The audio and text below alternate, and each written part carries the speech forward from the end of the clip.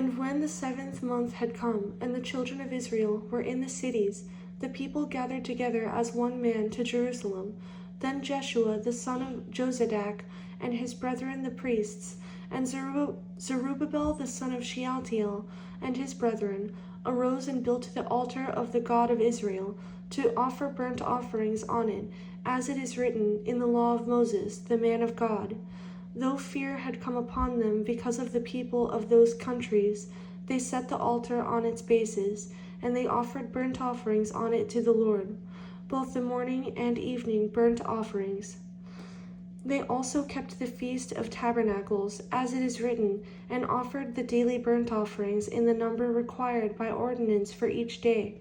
Afterwards they offered the regular burnt offerings, and those for new moons, and for all the appointed feasts of the Lord that were consecrated, and those of everyone who willingly offered a freewill offering to the Lord. From the first day of the 7th month they began to offer burnt offerings to the Lord, although the foundation of the temple of the Lord had not been laid. They also gave money to the masons and the carpenters, and food, drink, and oil to the people of Sidon and Tyre, to bring cedar logs from Lebanon to the sea, to Joppa, according to the permission which they had from Cyrus, king of Persia. Now in the 2nd month of the 2nd year of their coming to the house of God at Jerusalem, Zerubbabel the son of Shealtiel, Jeshua the son of Jozadak, and the rest of their brethren, the priests, and the Levites, and all those who had come out of the captivity to Jerusalem, began work and appointed the Levites from 20 years old and above to oversee the work of the house of the Lord.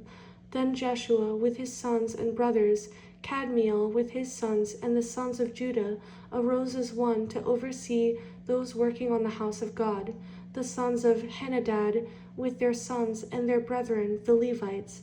When the builders laid the foundation of the temple of the Lord, the priests stood in their apparel with trumpets, and the Levites, the sons of Asaph, with cymbals, to praise the Lord according to the ordinance of David king of Israel.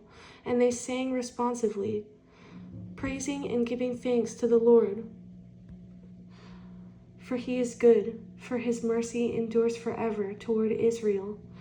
Then all the people shouted with a great shout when they praised the Lord, because the foundation of the house of the Lord was laid.